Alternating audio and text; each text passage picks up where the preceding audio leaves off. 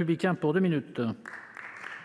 Merci Monsieur le Président. Monsieur le Ministre, mes chers collègues, imputé sur le second pilier de la PAC, l'ICHN représente environ 1,1 milliard d'euros par an, bénéficiant à un tiers des exploitations françaises. Monsieur le ministre, vous vous êtes engagé publiquement à plusieurs reprises en faveur du maintien en l'état de l'enveloppe consacrée aux ICHN dans la nouvelle PAC. Malgré ce, le taux de cofinancement européen proposé par le Conseil passe de 75 à 65 %, ce qui veut dire que si ce taux était définitivement retenu et que la France décidait de maintenir l'enveloppe actuelle, elle devrait financer sur son budget 10 % supplémentaires, soit environ 108 millions d'euros. Dans le contexte de la négociation qui va s'ouvrir demain, à enveloppe fermée, quels arbitrages comptez-vous faire pour financer ces 108 millions d'euros, si bien entendu vous comptez le faire? Second volet, lié aux conséquences de la sortie du zonage des zones défavorisées dites simples, ayant fait l'objet d'une révision en 2018, qui eut pour effet d'exclure 1 350 communes de la cartographie présentée à la Commission européenne par vos prédécesseurs, et ce, monsieur le ministre, dans des conditions plus que déplorables, au vu desquelles il s'était fermement engagé, ici, à cette tribune, à accompagner par de multiples mesures les exploitations qui sortaient du dispositif pour éviter l'effet ciseaux. Qu'en est-il dans l'Aude? Rien, nada. L'ICHN a bel et bien disparu, mais aucune des promesses faites n'ont été tenues. Quel dispositif avez-vous prévu pour aider, soutenir ces agriculteurs, ces éleveurs qui ne demandent qu'à vivre dignement de leurs exploitations? Chers collègues, monsieur le ministre.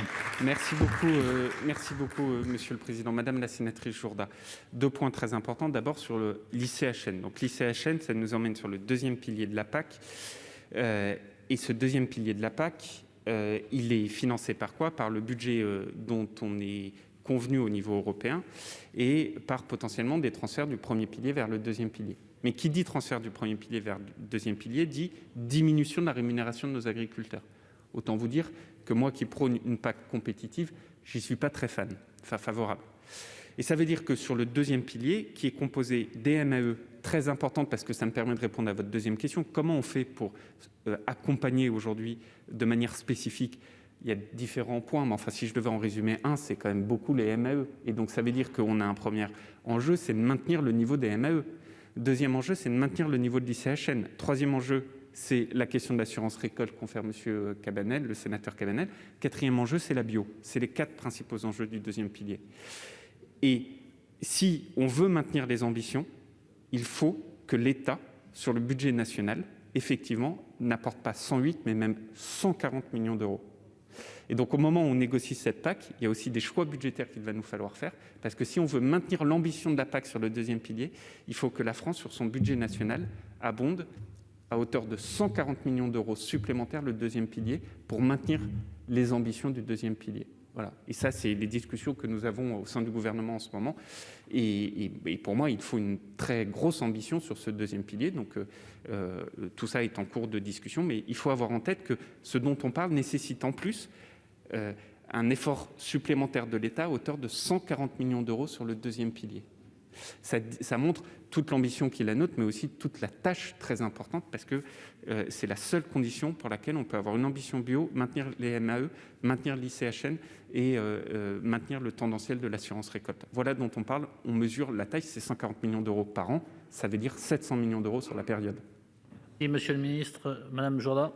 Oui, monsieur le ministre, j'entends vos propos, mais ce que je souhaite dire, et je vous l'ai dit quand vous êtes venu dans l'Aude, je crois que lorsqu'on fait certains effets d'annonce et lorsqu'on promet à nos agriculteurs de les accompagner lorsqu'il y a des coups rudes, comme une sortie d'une cartographie ou comme lorsqu'ils font face à des risques naturels, je pense qu'il faut avoir, à mon sens, le respect de la parole donnée. Et là, je compte vraiment que des accompagnements soient au rendez-vous pour atténuer le drame que vivent ces éleveurs et agriculteurs qui ne peuvent plus vivre et surtout pour les jeunes qui sont touchés et qui avaient investi sur des secteurs vraiment défavorisés. Merci, cher